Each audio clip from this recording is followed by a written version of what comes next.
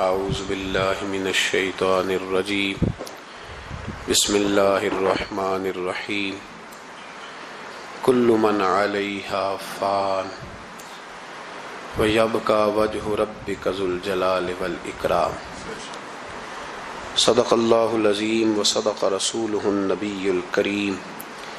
ان اللہ وملائکتہ یصلون علی النبی یا ایہا الذین آمنوا صلوا علیہ وسلموا تسلیما۔ اللہم صل علی سیدنا و مولانا محمد معدن الجود والکرم وآلہ وصحبہ وبارک وسلم۔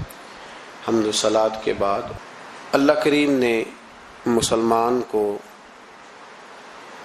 اس طرف توجہ دلائی ہے کہ اگر اللہ تجھے کوئی بھی کمال عطا کر دے اور تیرا وجود کوئی ہستی بن جائے، کچھ اختیار کر جائے، تو تو نے اس پہ اترانا نہیں ہے، اپنی ہستی پہ نہ اترائے، کوئی کوہ غرور، کوئی تکبر نہیں کرنا۔ تکبر اللہ تبارک و تعالیٰ کی چادر ہے، رب کریم سے بڑا کوئی نہیں، لہذا اللہ عاجزی نہیں فرماتا، وہ متکبر ہے۔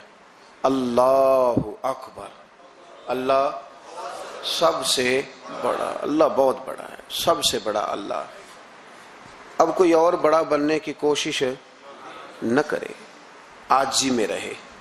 اگر اللہ علم کے طور پر کسی کو کوئی ہستی بنا دے تو وہ یہ سمجھے کہ یہ میرے اللہ کا تحفہ ہے، عطیہ ہے، عاجزی میں رہے، انکساری میں رہے۔ اگر اسے عمل کی توفیق مل جائے، رب کریم اسے نماز کا موقع عطا فرما دے، اللہ اسے صوم و صلات کا پابند کر دے، اس کی دعائیں مقبول ہونے لگے، اب وہ اپنے آپ کو ولی کامل نہ سمجھے، بلکہ وہ کہے کہ میں تو رب کا عاجز بندہ ہوں۔ اگر اللہ تعالیٰ کسی کو دولت دے دے اور بے شمار عطا فرما دے، اللہ جسے دیتا ہے بغیر حساب ہی عطا فرماتا ہے، اب وہ بندہ اس پہ ٹھہر نہ جائے کہ دیکھو نا میں بڑا سمجھدار تھا تب مجھے ملی ہے، نہ۔ کچھ لوگ حسب نسب پہ اتراتے پھرتے ہیں، کہتے میں چودھریوں کے خاندان میں ہوں۔ میرا سوال یہ ہے کہ تو پیسے جمع کرا کے چودھریوں کے گھر پیدا ہوا ہے، کیوں الجھا ہوا ہے تو اس چکر میں؟ حسب نسب پہ فخر ہے، علم پہ، عمل پہ، دولت پہ، عہدے پر، اقتدار پر۔ اللہ کو یہ بات پسند نہیں، فرمایا کل من علیہ فان، زمین میں جو کچھ ہے سارا فنا ہو جائے گا۔ دیکھیں لفظ کیا ہیں قرآن پاک کے، یہ نہیں فرمایا ختم ہوگا، یہ نہیں فرمایا موت آئے گی، یہ نہیں فرمایا مٹے گا، کل من علیہ فان، فنا ہی ہو جائے گا، صفحہ ہستی سے نام اور نشان مٹ جائے گا، تمہاری باقیات بھی باقی نہیں رہیں گی، نشان تک مٹ گئے ہیں قبروں کے۔ یہ شہر اتنے پرانے نہیں، صدیوں پرانے نہیں، یہ شہر کہ 1000 سال ہو گیا یا 2000 سال ہو گیا، یہاں بھی کسی قبر کو کھودتے ہو تو ہڈیاں نکل آتی، اتنے پرانے قبرستان نہیں، پھر بھی کھودو تو نیچے سے ہڈیاں۔ تو رب فرماتا ہے کل من علیہ، جو کچھ زمین میں ہے سارا، تو یا اللہ بچے گا کیا؟ فرمایا وَيَبْقَى وَجْهُ رَبِّكَ، بچے گی تیرے رب کی ذات، ذو الجلال والاکرام، جو بڑی عظمت والا ہے اور بڑی بزرگی والا ہے۔ کچھ اولیاء اللہ بچ کیوں جاتے ہیں؟ اس لیے کہ فَاذْكُرُونِي أَذْكُرْكُمْ، اللہ فرماتے ہیں تو مجھے یاد کرو میں تمہیں یاد کروں گا۔ تو جسے اللہ یاد کرتا ہے، چونکہ اللہ باقی ہے تو جسے وہ باقی یاد کرتا ہے وہ بھی باقی رہ جاتا ہے۔ فنا ہے زندگی میں۔ کچھ لوگ اپنے علم پر بڑا، میں دیکھتا ہوں بیچارہ ایک آدمی دیہات کا رہنے والا تھا، بی اے کر گیا، اب وہ کہتا ہے آپ کو پتہ ہے نا ہمارے علاقے کے سارے لوگ ان پڑھ ہیں، تو میں کہتا ہوں تو سب سے بڑا ان پڑھ ہے جو لوگوں کو جاہل سمجھتا ہے، تو سب سے بڑا بیوقوف ہے۔ نبی کریم علیہ الصلوۃ والسلام نے فرمایا من قالا انا عالم فہو جاہل، جس نے کہا میں عالم ہوں وہی تو جاہل ہے، جس نے کہا میں عالم۔ 2 منٹ لگتے ہیں، علم شلم سارا وہ جا پڑتا ہے، علم پڑھے دا مان نہ کریے، مت آکھی میں پڑھیا، او جبار کہار کہاوے، متے روڑ دے میں دودھ کڑیا۔ خبردار، اگر 2 ایڑے ترچھے لفظ آ گئے تو جاہلی کہنے لگ گیا ہے، ان پڑھ ہی کہنے لگ گیا ہے. علم کا بہت بڑا غبار لوگوں کو چڑھ گیا ہے, بہت بڑا. کہتے ہیں جی بڑی ضرورت ہے جی, بڑا دیکھے نا جی یہ بندہ بھی ان پڑھ ہے وہ بھی ان پڑھ ہے. تو میں نے کہا علم اگر تیرے پاس ہوتا تو اخلاقیات والا ہوتا, تو کسی شخص کے پر کوئی کسی قسم کے جاہل ہونے کا فتویٰ نہ دیتا. علم کا غرور, یقین کریں لوگ سلام نہیں سیدھی لیتے, کہتے میں پڑھا لکھا ہوں جی, میں پڑھا لکھا ہوں. ایک صاحب ایک دفعہ مدرسے میں آ گئے تو کہنے لگے کہ فلاں علامہ صاحب کی تعلیم کتنی ہے. میں نے کہا آپ کی کتنی ہے؟ کہنے لگے میں نے ایم اے بی ایڈ کیا ہوا ہے. تو میں نے کہا ہمارے 4تھے سال کے درس انظامی کے بچے کے پاس آپ بیٹھیں, پورا نہیں 3رے 4تھے سال کا, تو آپ چھوڑیں ایم اے بی ایڈ کیا ہے, آپ اردو ادب پہ بات کریں, ہم عربی انگریزی کی بات ہی نہیں کرتے. عجیب بات ہے یار, پتہ ہی نہیں علم کس چیز کا نام ہے, فقاہت کس کو کہتے ہیں. ڈریں, اگر اللہ تبارک و تعالی علم دیتا ہے تو کئی دفعہ حافظے بڑے بڑے بڑے بڑے لوگ ہوتے ہیں, لیکن ان کا حال یہ ہوتا ہے کہ اپنا نام تک بھول جاتے ہیں, اپنا نام نہیں یاد آتا.